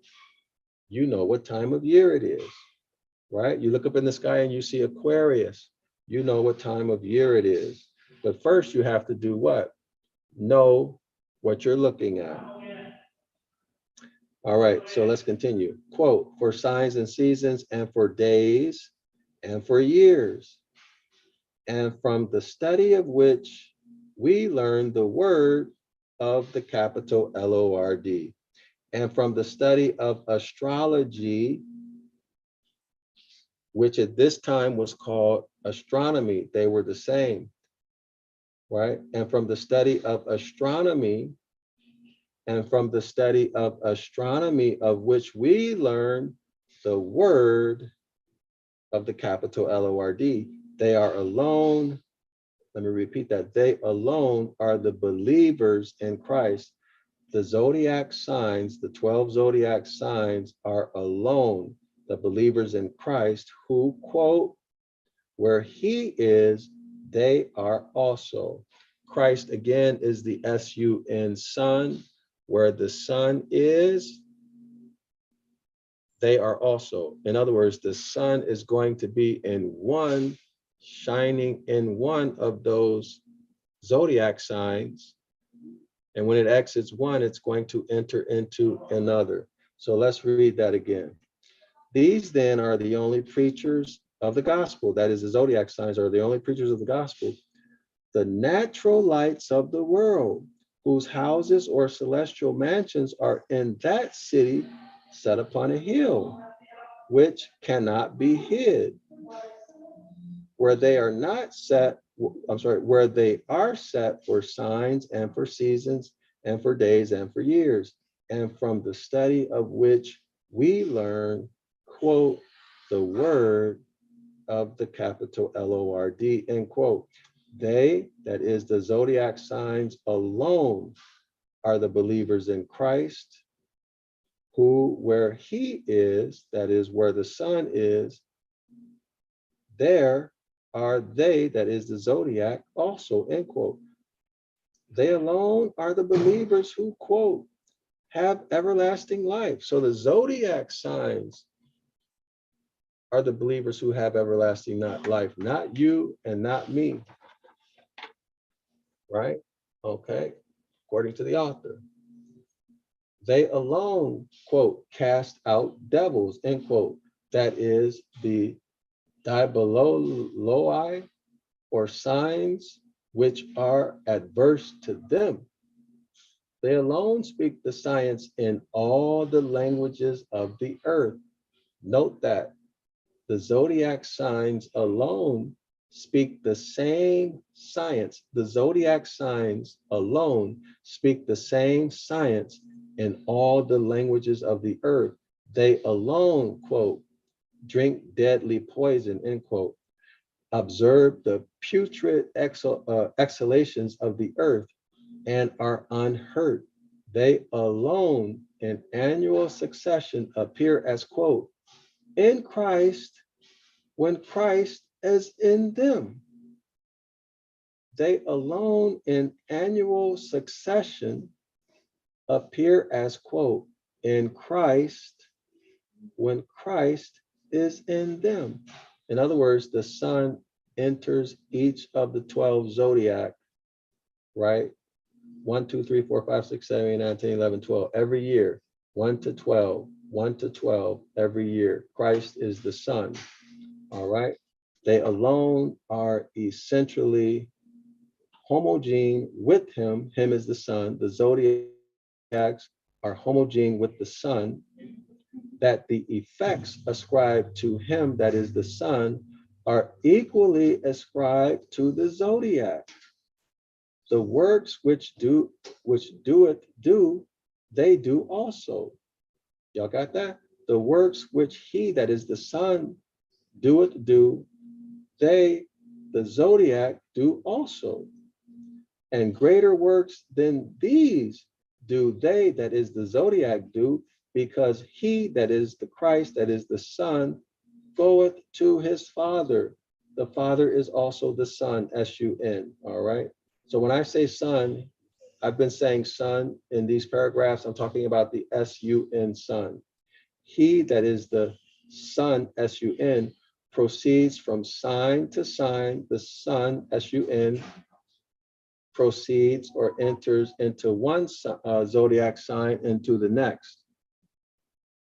Okay, the sun, S-U-N, enters into one zodiac sign and then into the next zodiac sign, you know, so on at 1, 2, 3, 4, 5, 6, 7, 8, 9, 10, 11, 12, by an attraction which keeps him, the sun, within the range of our solar system. They are distinctive S-U-N sun systems of their own. Let me repeat that. There are distinctive S-U-N suns to systems of their own. S-U-N suns brighter than ours. So the author is saying that there are other worlds, right? Here he's saying that there are other worlds. There are S-U-N suns brighter than ours, producing more glorious objects of creation. Y'all see that? And lighting up happier worlds through the gallery of immeasurable space. So the author is telling us, according to what he learned in Freemasonry, that there are other worlds. They have their own suns and own creation. Y'all got that? All right. But I have another Philip for you, which will leave the astronomical identity of this believer in Christ beyond all ambiguity. In other words, he's got something else for you that's going to be the nail, the final nail in the coffin. Your last scriptural Philip is found in Acts chapter 9, verse 26, where the angel of the capital L-O-R-D spake unto Philip, saying, quote, arise and go toward the south. Okay, now remember, Philip is what? Sagittarius, the horse lover. South is what? South is what? Those constellations below the celestial equator, Earth of Earth, the southern hemisphere. Acts chapter 9, 26, where the angel of the Lord spake unto Philip, saying, quote, arise and go toward the south unto the way that goeth down from Jerusalem. Y'all see that? South and down below the celestial equator, right? I'm just doing this by keywords.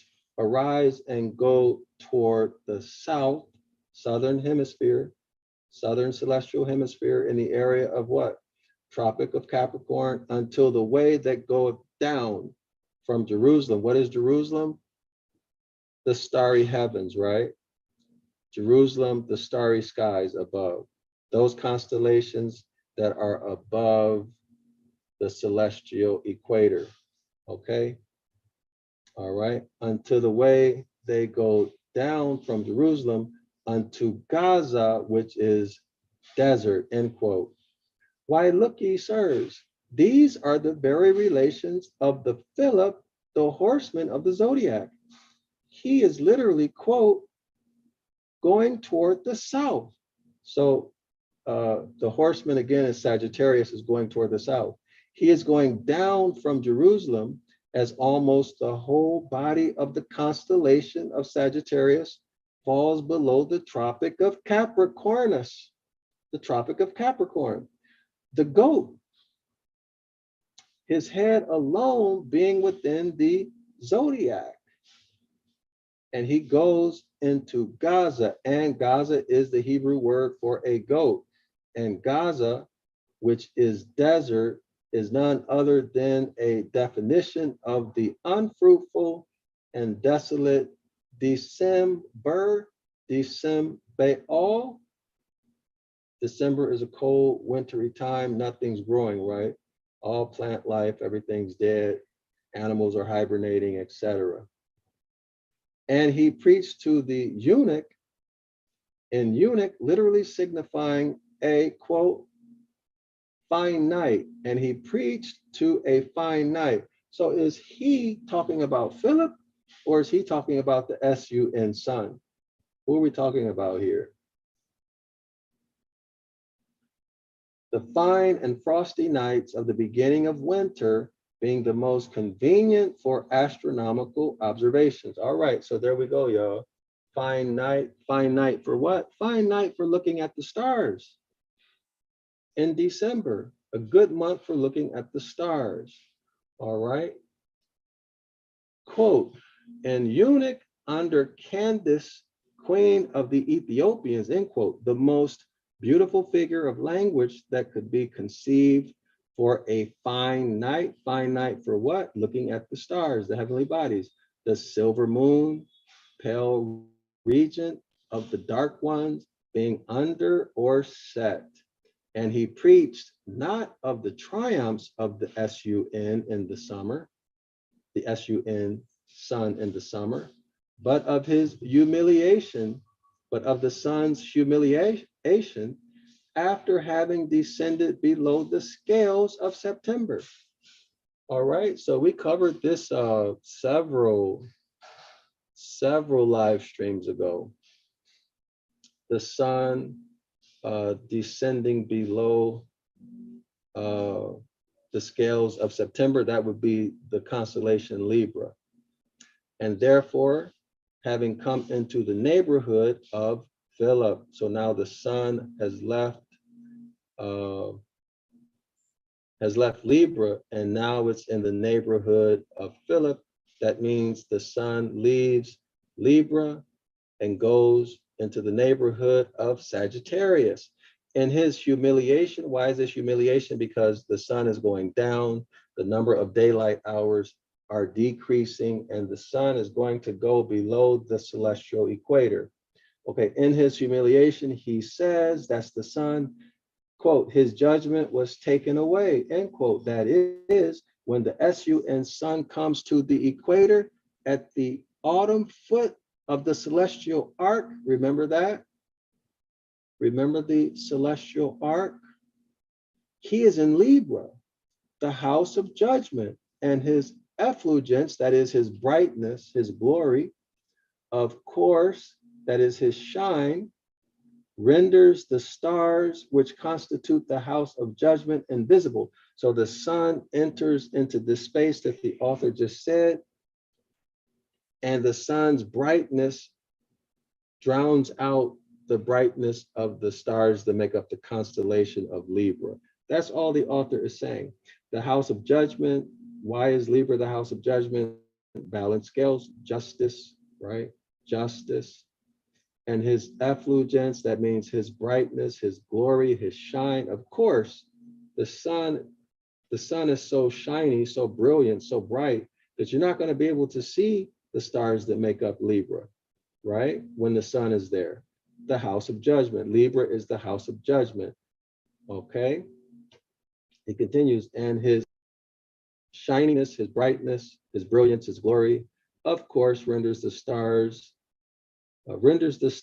which constitute the house of judgment, invisible, and thus, quote, in his humiliation, his judgment is taken away. In whose humiliation? Not the sun sun, but I believe it's talking about the humiliation of Libra, because you can no longer see Libra, right? When the sun sun is there. But mark ye still Philip with his fine knight rides as they preach. All right, Sagittarius rides as they preach. And we're going to stop right here, y'all, page 312. All right, so let me check the comment section, see what's happening. Shalawama, Islam, Darrell-El, December could mean descent. Could, yeah, could be. I don't know. I would like to know. Yeah, I see the relationship. The sun is descending, right? And then it descends to its lowest point on December 21st through December 21st, 22nd, which is, then that takes us into Doubting Thomas. Also, the sun is called Devil and Satan, and that's the black hole or the abyss, right? Because the sun achieves its lowest point in the celestial sky, December 21st, 22nd. So yeah, could be, but I don't know for sure, but I think you're onto something. Darrell-El continues. It sounds as if the author is placing Jerusalem within the Tropic of Cancer. You are exactly correct. All points above the celestial equator is Jerusalem above. All points below the celestial equator, these constellations below the celestial equator, those are earthly or of the earth. Okay, very good. So I think December is December the goat or the bear? I don't remember. But anyway, it's one of them. Okay, Darrell-El writes, or the middle part of the motherland, especially since the zodiac originated in Egyptian region. Yeah, that makes sense. Okay, so let me see what else is happening. Ooh, give me 1 second, y'all. So please do remember to go and subscribe to 101 Ancient Ibaryath. We need your support to keep this going. But more important than that, we need you to return to the Most High. Reclaim your heritage. We have to return to the Most High as a nation, not just individuals, okay? And if you can afford to buy a subscription for everybody in your family, all your friends and relatives, it's only $10 per month, no contract. You can cancel anytime, but I know you're going to keep this for years when you subscribe. And I know you're going to learn, okay? I know you will learn a lot. You will learn a lot. There's no doctrine in it.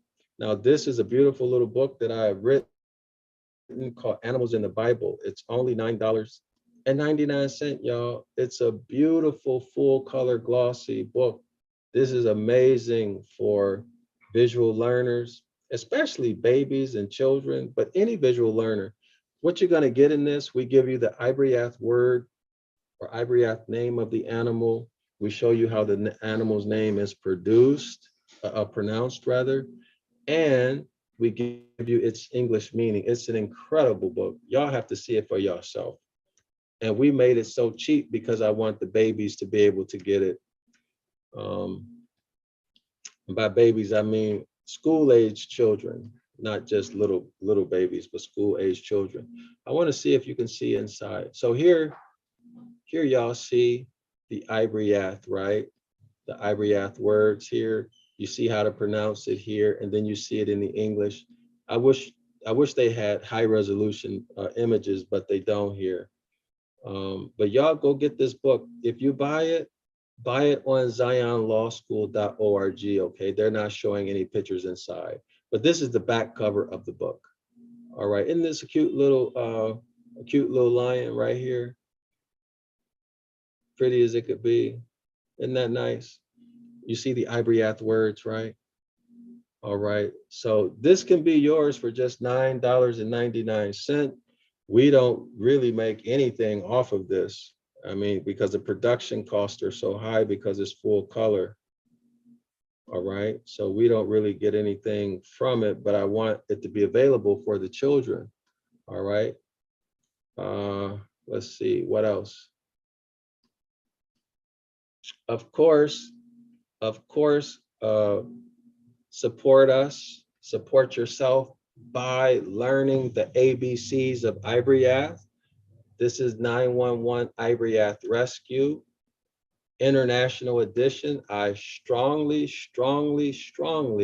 recommend that you get this book.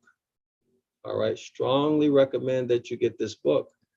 This will help you in our Saturday class, the 506 The Curses course, where we break down every word in Deuteronomy chapter 28, verse 15 through 29. You will not believe what's really written in the book of Deuteronomy chapter 28. You would not believe it. This class that I'm teaching is so amazing and incredible, so eye-opening, so phenomenal. There's no words for it. The quality of education that you're going to get, and you can come for free twice at minimum twice for free. This book is going to help you greatly.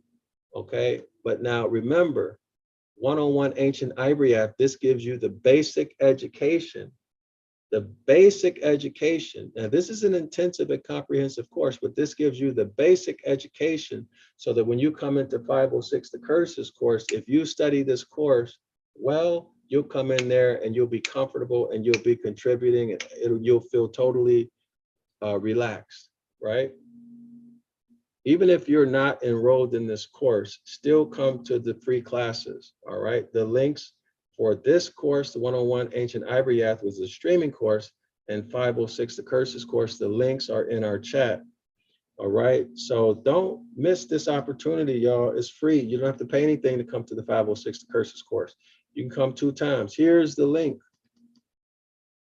There's a link, 506 The Curses, all right? Here's the registration link. This is the link for 101 Ancient Ibaryath, which is our streaming course, okay? If you want to support us through cash donation, my cash app is $Dr. Yasapa, $Dryasapa. All right? $Dryasapa. I'm going to put it in the chat. Really appreciate your support. Our PayPal is Zion Law School .me / no, it's PayPal. No, our PayPal is paypal.me / Zion Law School. But I prefer, if you're going to support us, I prefer Cash App. Which is $DRYASAPA.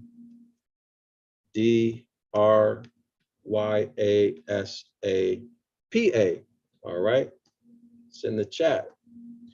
Now, if you want to learn our language and support us that way, we have a list of recommended books. These are books that I have written on the Ibaryath language, okay? One is the Dr. Yasapa, Ibaryath Aramaic, an English verbal roots lexicon. It is a verbal roots lexicon, not a word lexicon, a verbal roots lexicon. Verbal roots are the building blocks of words. Verbal roots are not words.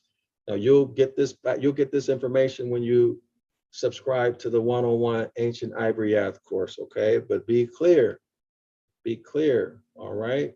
Understand that it is a verbal roots lexicon. All right, so all of these books buy on our website, zionlawschool.org, okay? This number 6, this is the 10 Commandments, where we do a word for word breakdown of every word in the 10 Commandments, and you'll see exactly what it means.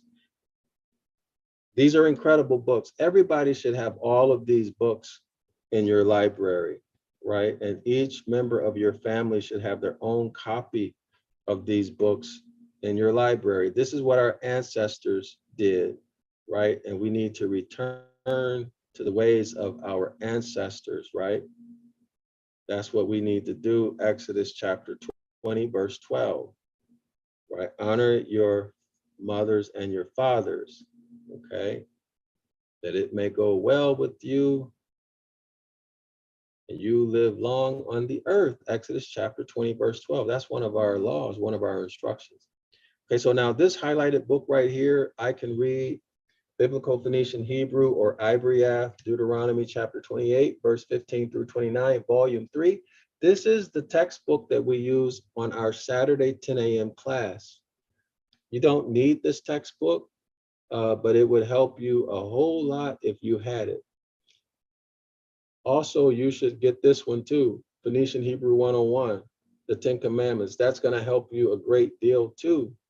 All right. So now let me show you the link. So here's the free download for the Devil's Pulpit. So just click on this link right here and you'll get the link for the Devil's Pulpit. So let me go up here and check the comment section again. Darrell-El writes, so have you been hearing some camps steering our people toward Mormon doctrine? I see it in a lot of YouTube vid topics. You know, I haven't heard about it, but I could see why they're doing that. I could see why they're doing that because it gives them something new to talk about. You know what I mean? And there's a lot of mystery in the Mormon books. I've had not a whole lot of experience with Mormons, but because I'm overseas, you know, I'm in one country after the other, I see a lot of Mormons. I see a whole lot of Mormons.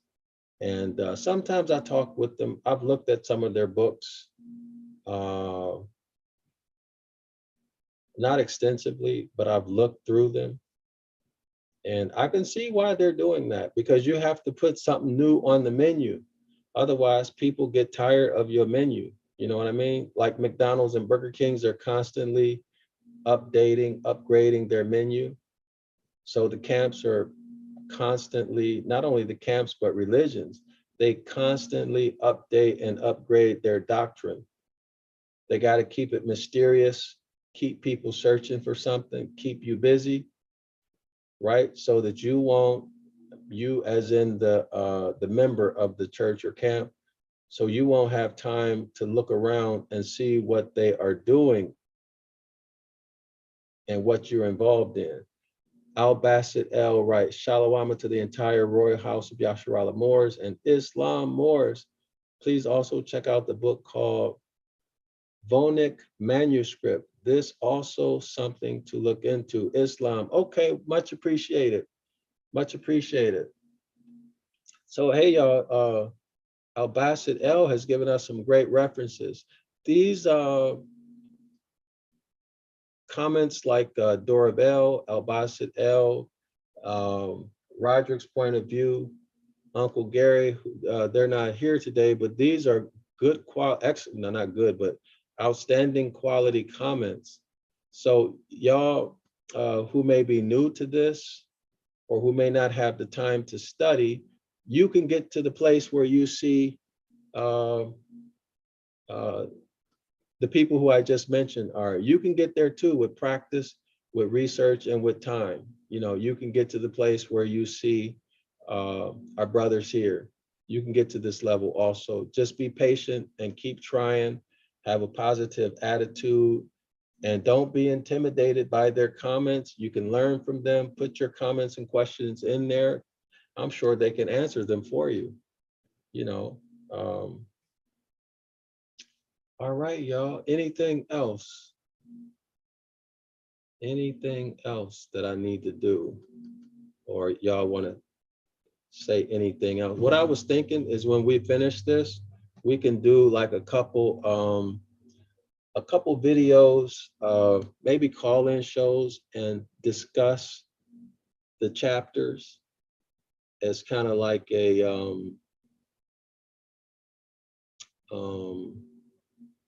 I think do a call-in show on each of the chapters, like a separate day, maybe half hour or hour where we can discuss what we learned, talk about things, as opposed to just ending the book and not having any type of discussion about it. You know what I mean? So I'm proposing that we, when we finish, we're already on page 312, y'all. We're on page 312. The book only has 341 pages. So we're pretty much, we'll be done with this book soon, unless it gets complicated, you know. But I think we should do some discussion before we move on to the next book, and everybody can review and we can come back together and discuss. That's what I'm proposing. But y'all let me know what y'all think, okay? Put it in the comments section. Let me know what you think, what you guys want to do. I'm thinking people in the future, if we did like a briefing on each chapter or something like that, if we did a briefing, it might be helpful for a lot of people. We could just talk about the pertinent points, right? Prepare in advance, and we have a discussion about it. All right, y'all, so I'm done. If you like our work, oh, by the way, I want to announce this. I almost forgot. So I want to do more Ibaryath. So I'm going to set up a Patreon for Ibaryath, and I think a new YouTube channel. This channel, I think, is being, what do you call it? I don't know if the proper word is, shadow banned. I think this channel is being shadow banned. So I'm going to do another YouTube channel, but it's going to be specifically for Ibaryath, not these kind of controversial topics where y'all wouldn't believe the stuff that I've been experiencing. But I'm still going to keep this channel, and we still going to do this kind of content on this channel. I'll probably still do Ibaryath stuff on this channel, but I want to do more Ibaryath because that's what I do, you know. And this book is good because it's a great demonstration of how to use etymology, linguistics, philology, right? And that's basically what I'm teaching in the Ibaryath courses, right?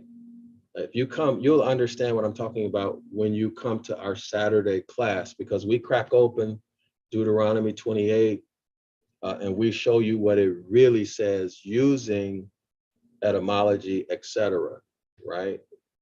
We crack it open, and you wouldn't believe what you find inside once we crack it open, for real.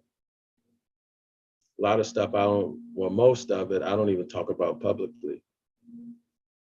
All right. So everybody have a wonderful day,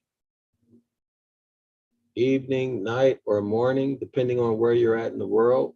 Islam to all of the Moors, Shalawama to the entire house of Yasharallah, right? We are all Moors according to the meaning of land.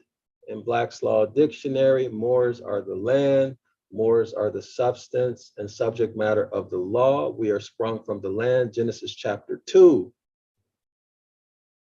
Genesis chapter 2. Genesis chapter 10,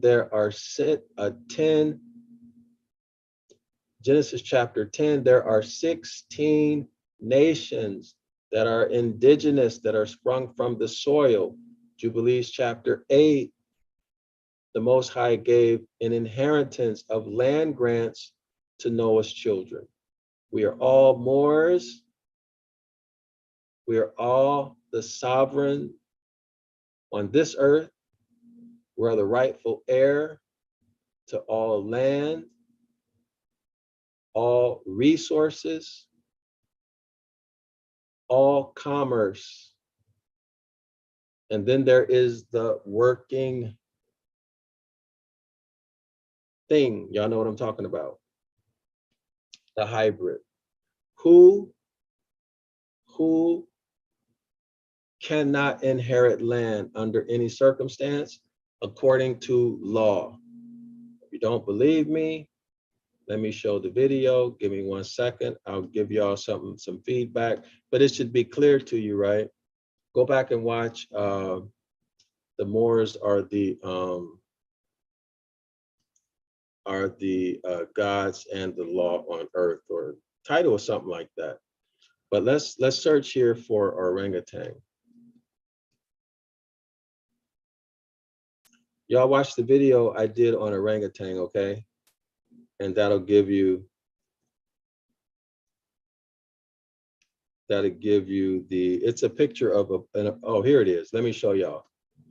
Y'all go back and watch this. All right, this will make things make a lot of sense to you. Watch this. Uh-oh, what happened? Okay, yeah, here it is. Y'all see this video? Okay. What happened to the title? This title shouldn't be like that. I don't know how that happened, y'all. This title, but anyway, I gotta correct this title. I don't know how that happened. Okay, more evidence that the JEWS are not Yasharala.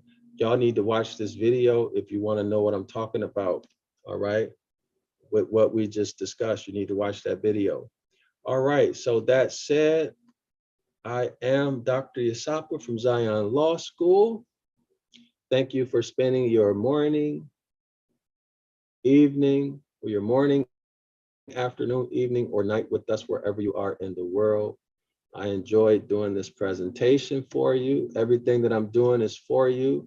And I hope that you not only enjoyed it, but more importantly, that you learned something.